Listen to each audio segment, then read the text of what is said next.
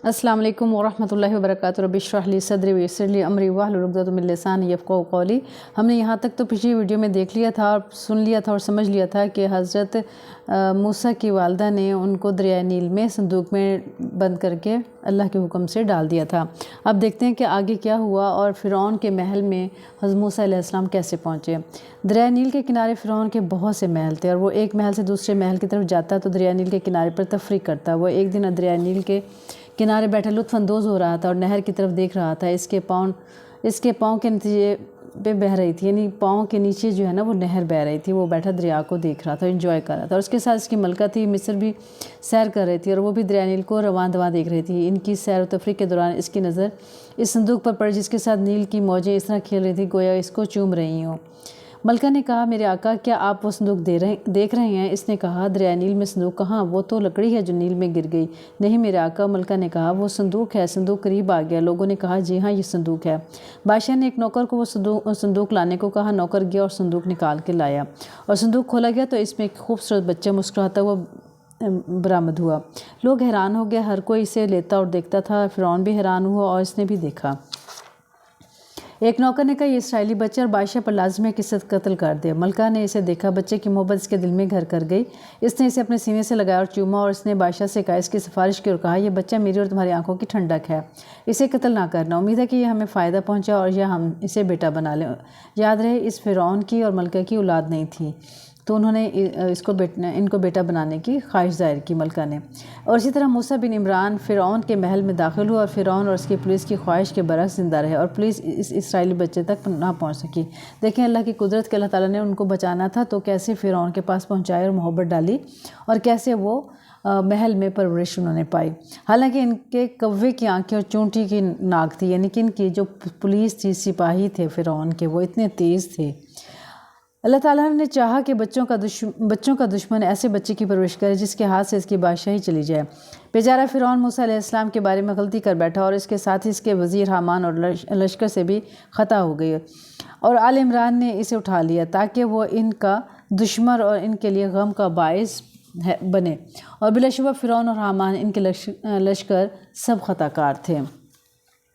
ये नया और खूबसूरत बच्चा महल का खिलौना और घर का खेल बना हुआ था। हर शख्स इसे लेता और चूमता था, हर एक इसे प्यार करता और इसकी तारीफ़ करता क्योंकि मलका इससे बहुत प्यार करती थी। महल की रानियाँ इससे प्यार क्यों ना करती और महल के खुदाम भला इससे क्यों प्यार ना करते।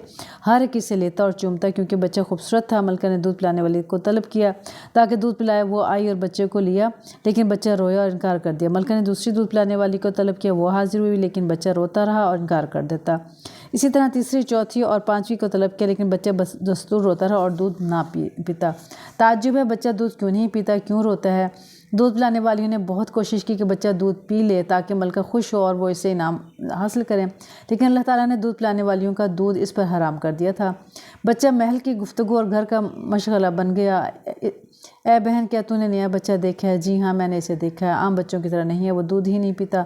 जब भी कोई दूध पिलाने वाले से पकड़ती है वो रो देता है और इनकार कर देता है। बेचारा कैसे ज़िंदा रहेगा, ये तो मर जाएगा। जी हाँ, बहुत दिन गुजर गया और इसने दूध ना पिया। शफीक माँ ने मूसा अलैहिस्सलाम की बहन से कहा, बेटी जा अपने भाई को देख, शायद वो ज़िंदा हो। यकीनन अल्लाह ने मुझसे वादा किया था कि वो बच्चे को मेरी तरफ लौटाएगा और उसकी हिफाजत भी फरमाएगा। देखें ये यकीन की बात है कि हज़रत मूसा की वालदा को अल्लाह पर किस कदर भरोसा और यकीन था। हमें भी ऐसे ही भरोसा और यकीन अल्लाह की ज़ात पे करना चाहिए।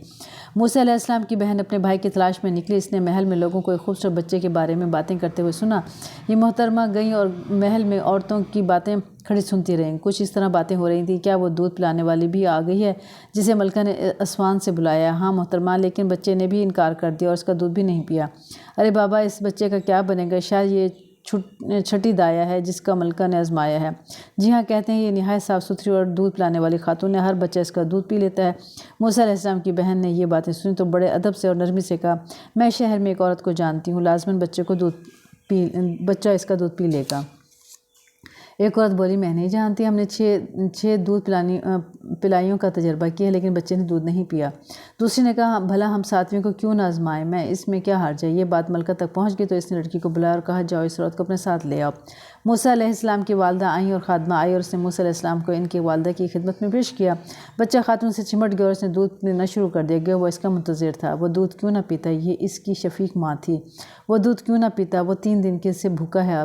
ملکہ بھی حیران ہوئی اور محل والے بھی حیران۔ فرعون کو شک گزرنے لگا کہ اس بچے نے اس عورت کو کیوں قبول کیا، کیا یہ اس کی ماں ہے؟ موسیٰ علیہ السلام کی والدہ نے کہا حضور میں ایک خوشبودار اور عمدہ دودھ پلانے والی خاتون ہوں، ہر بچہ مجھے قبول کر لیتا ہے۔ فرعون خاموش ہو گیا، اس کا وظیفہ جاری کر دیا۔ موسیٰ علیہ السلام کی والدہ اپنے گھر لوٹیں تو ان کی گود میں موسیٰ علیہ السلام بھی تھے، جیسا کہ قرآن میں ہے ہم نے اسے اس کی ماں کی طرف لوٹا دیا تاکہ اس کی آنکھ کی ٹھنڈک ہو اور وہ غم زدہ نہ ہو اور جان لے کہ اللہ تعالیٰ کا وعدہ سچا ہے لیکن اکثر لوگ نہیں جانتے، یعنی اللہ تعالیٰ کا کتنا پکا سچا وعدہ ہے۔